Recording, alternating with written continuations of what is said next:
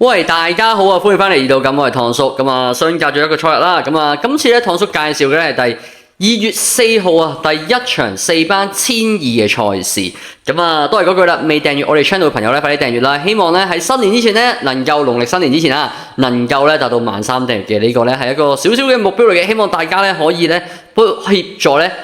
丹尼老師啦、軒 Sir 啦同埋唐叔咧去達成今次嘅少少嘅目標啦咁樣。咁啊，今個賽日介紹嘅係一場啦，4班1200嘅賽事啦。首選咧放咗落隻8號啊，彩虹七色咁啊，何澤堯、呂健威嘅合作，今日騎翻個3檔嘅。咁啊，澤堯、呂健威咧，咁啊最近咧，咁啊合作嘅成績咧，其實都唔錯嘅，係啦。咁啊，我哋見到啦，咁啊呢度熒光幕上面咧，我哋會見到啦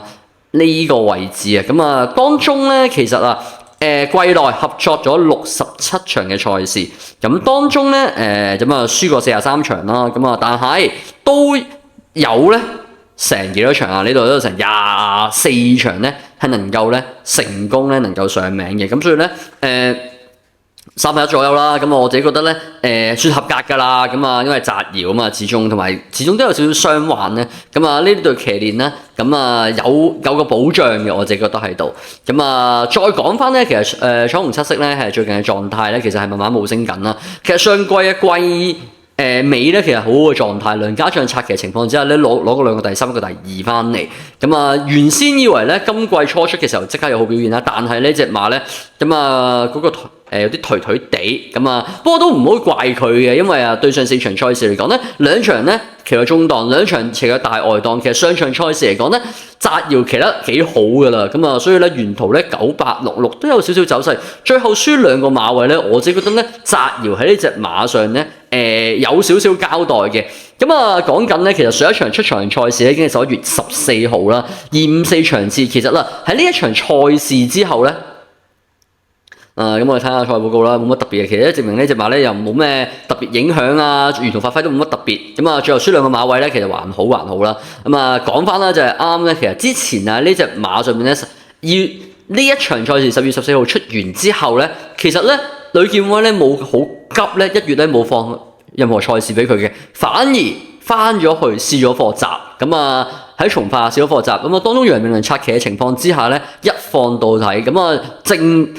明咧，其實咧呢隻馬嘅狀態咧係不斷冒升緊嘅。我哋見到咧由季初啦，可能輸6個幾馬位，到最後上場賽事輸2個馬位，當中咧由楊明倫嘅試閘咧可能成為關鍵。咁啊，所以咧呢隻馬咧今次初試谷草咧，分分鐘咧響起咧一個好好嘅信號咧，話俾大家聽咧，呂健威、何澤堯翻嚟啦！呢隻彩虹七色咧係唐叔今場賽事嘅首選嚟嘅。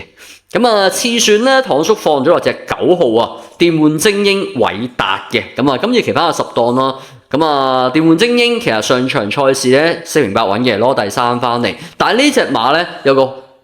特色咧，就係我哋會見到啦，上季咧偉達嘅，今季季初轉咗落葉楚航，4場賽事之後即刻嚟了啦，即刻轉翻落偉達度。咁啊我哋見到啦，即刻咧偉達揾翻得嚟，咁啊做翻個首要工作，咁啊最佳拍檔，咁啊攞翻個第3翻嚟，有晒交代啦。其實講緊啊，其實上季啦，呢一隻馬咧喺偉達嘅特別係季尾啦，指揮之下咧，其實都揾個布文啊、喜偉森咧，其實都幾好嘅，我覺得攞第2、攞第4、攞第5。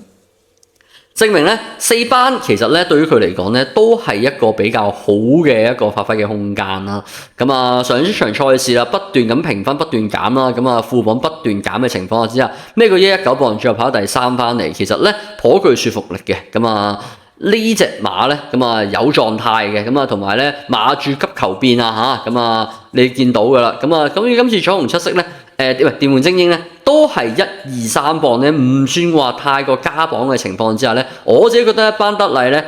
偉達呢個配搭咧分都可以上命咧，應該唔成問題嘅。咁啊，所以咧我自己咧會揀翻隻電玩精英嘅。咁第三隻馬咧，其實都有揀到，即係有考慮過啦。寶城志好啊、潘頓啊，咁攞咗中易禮嗰隻馬啦，咁都有好表現啊。之前咁亦都好精神咁艾少禮二檔咁黃金二檔內欄咁不過內欄咧啱揀咗啦，就係揀咗隻彩虹七色咁今次咧就輕輕放低佢先。咁最後咧反而咧博個冷門都係內檔嘅包裝天王周俊樂五棚志。咁包裝天王咧，其實咧佢呢隻馬咧，其實係貴噶吓。如果大家你睇到，其實佢呢隻血統咧，其實呢度有寫啦。其實呢隻馬咧唔平噶，32萬紐紙噶吓。所以咧呢隻馬咧，其實係有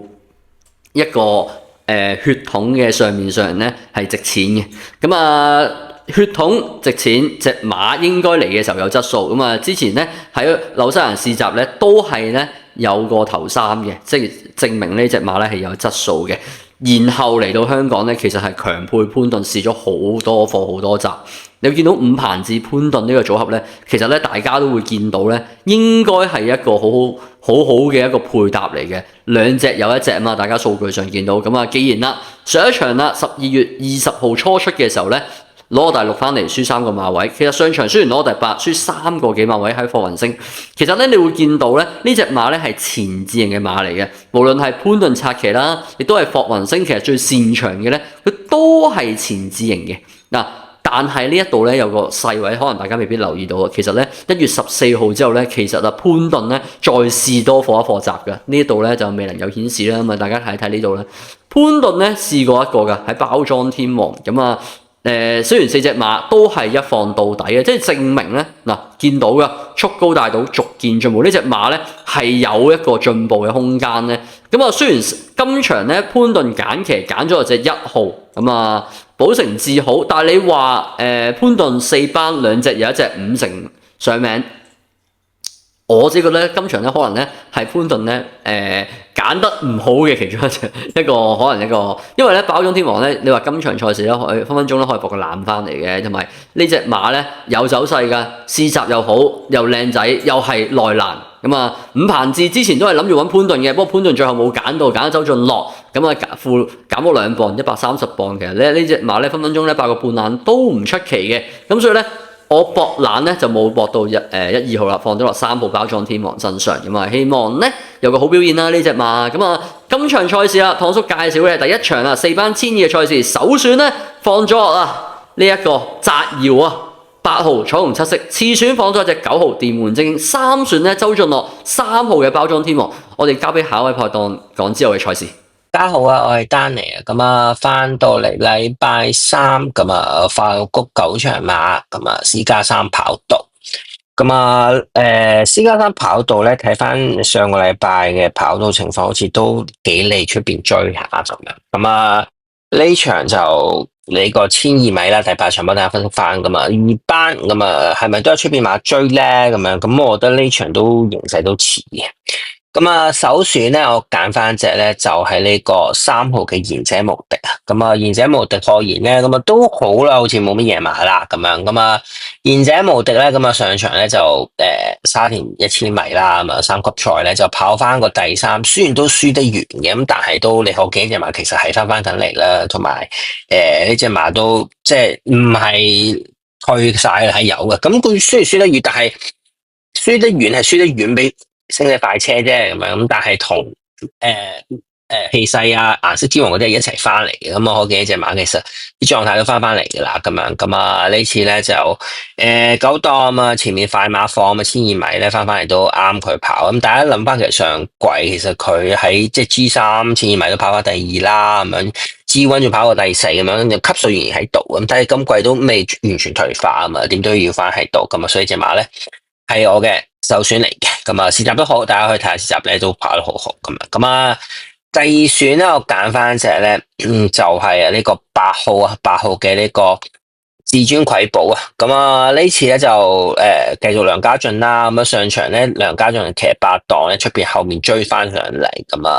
跑翻個第2名，表現都幾好講真輸俾風雲武士啦風雲武士呢隻馬真係跑幾到有但係風雲武士其實係俾佢走甩咗喺內欄穿上嚟至尊瑰寶衝上嚟，其實都追翻啲嘅。咁啊呢次當然至尊貴寶仲喺內啊，咁但係分數加，然後呢、個雖然12檔，但佢反正都後追咁樣，年少多好喺前面放嘅時候，咁我覺得至尊貴寶依然可以上到嚟咁樣。咁啊，形成來回咁啊，賠率至尊貴寶上場都5.幾倍，咁呢場可能都係差唔多賠率，我冇得仍然係直角咁呢隻馬，肯定係仲有贏，仲有分係手嘅，咁啊9分以上嘅馬嚟嘅，咁啊呢隻馬落庫存局而家都好搏殺，咁呢隻馬都要翻轉，咁啊，所以係我嘅次選。好啦，咁啊第三選咧，咁第三選咧好多馬都有得揀下，咁啊即係風雲武士同美日第一之間。咁啊，我最後咧就揀翻隻都係風雲武士，啱啱都講過啦，所以佢上場走得咗，咁但係呢隻馬真係仲贏緊，咁呢啲馬你唔知嘅，即係佢 keep 住贏嘅時候，你真係唔知佢幾時先贏，咁啊而家5歲真係當打咁啊，呢隻田啟文呢隻馬睇嚟都即係唔知贏到幾時，咁啊繼續贏嘅時候繼續將佢埋佢先，咁呢場即係上場佢仲贏得輕鬆過1000成米有獎，咁啊，但係希斯呢隻馬都算真係散招牌啊，講真呢隻馬咁啊，而家去到104分，咁啊可能就係110分馬嚟嘅，咁啊呢場繼續有個2檔咁啊都好奇，咁只不過個磅數來回同埋呢隻馬始終即係博得太多貴嗰陣時候有機會失準噶嘛，所以呢隻馬就擺喺第3選咁樣，咁啊呢次咧即係揾布文啦咁樣，咁啊體重方面升咗少少，咁但係都操練方面望落去都係正常，布文都親自幫佢操咗。量貨博同埋步啊嘛，咁都好上心下咁啊。同樣對手望落去，其實都冇話好多馬，其實係有上升空間喺度啊。咁啊，呢隻馬我點都要翻住。咁啊，好啦，咁啊，丹尼咁啊，呢場首選就係呢個賢者無敵，咁啊，次選咧就係呢個至尊貴寶，咁啊，第3選就係呢個2號嘅風雲武士。